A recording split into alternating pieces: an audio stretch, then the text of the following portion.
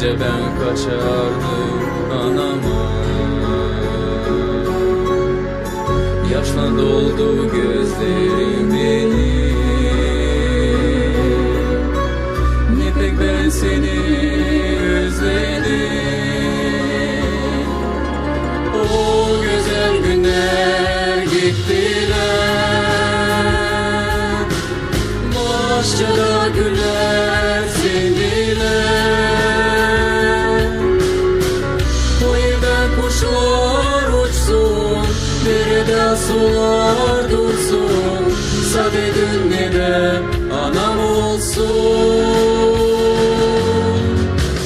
O evden kuşlar uçsun, derede sular dursun, sade dünyada anam olsun.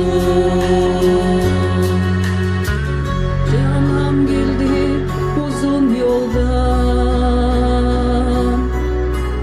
çok hatır gördüm insandan. Unutamam senin dileklerini,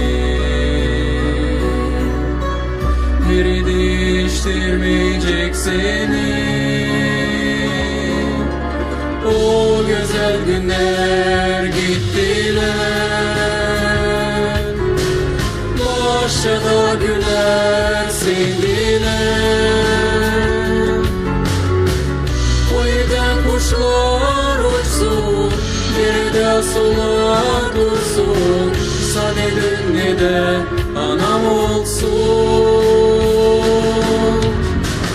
O evden kuşlar uçsun, derede sular dursun, sade dünyada anam olsun.